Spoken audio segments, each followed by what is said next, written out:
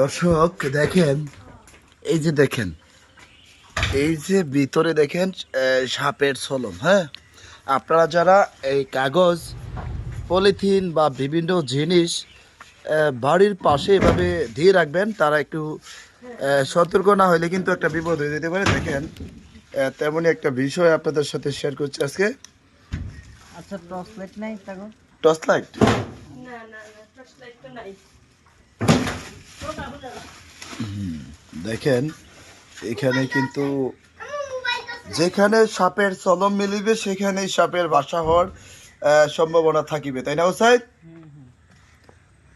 এই যে দেখেন হুসাইনের হাতে সাপের চলম, এবং এই যে দেখেন সাপের চলম।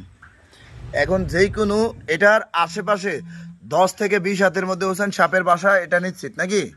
যে সাপ এখানে মোটামুটি বসবাস করে নাকি? জি জি। আচ্ছা, আচ্ছা, টর্চ লাইট নাই? টর্চ লাইট তো নাই।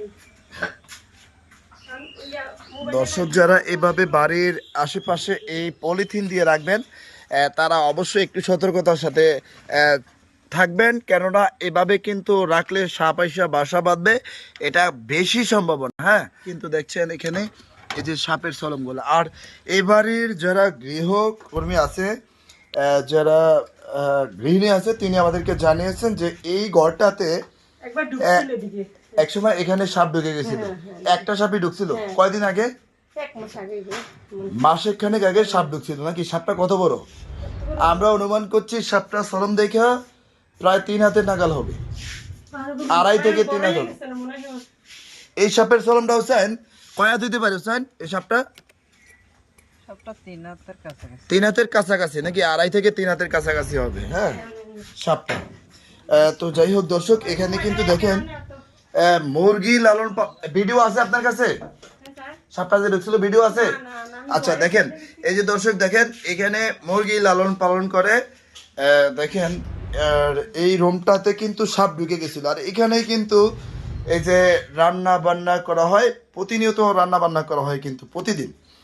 তো দেখেন, পাশেই যদি হয় সাপের বাসা আর এখানে যদি হয় রান্না বান্না, তো যে কোনো মুহূর্তে কিন্তু একটা বিপদ অঘটন ঘটতেই পারে, তাই না হুসাইন? আসলে ওনারাও তো মানে মাটি ভাঙা জায়গা, তার কারণে বেড়া দিছে।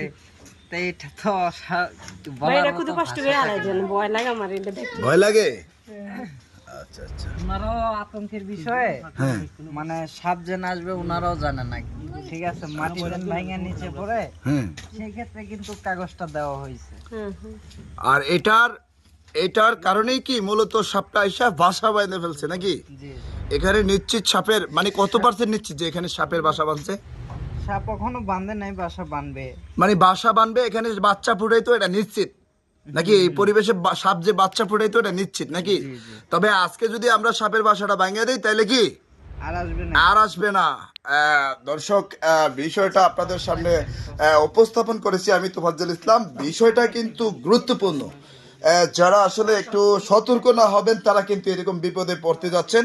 আপনাদের সতর্কতা করিয়ে দেওয়ার জন্য কিন্তু মূল লক্ষ্য উদ্দেশ্য। তুমি কি বাবু, তোমার এটা কি আপনার বাবু?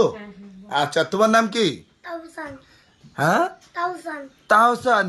আচ্ছা তাহসান, তুমি এখানে সাপ আসতে দেখছো? কত বড়? এত বড়? ভয় পাইছো? ভয় পাও নাই? মাশাআল্লাহ, যাক, তুমি ভয় পাও না। কিন্তু সাপ কিন্তু বিষধর। সাপ দেখলে এখানে আসবা না, কেমন? তুমি একা একা এই ঘরে আসবা না, কেমন? হ্যাঁ, অবশ্যই মায়ের সাথে আসবে। হ্যাঁ, লাইট জ্বালায় আসো, বুদ্ধি আছে তোমার, কিন্তু তারপরও একা একা। আচ্ছা, এখানে লাইট আছে নাকি? আচ্ছা, তারপরও একা একা আসা যাবে না, কেমন? অবশ্যই মায়ের সাথে আসবা, কেমন? কারণ জায়গাটা একটু বিপজ্জনক, কেমন? ওকে। তা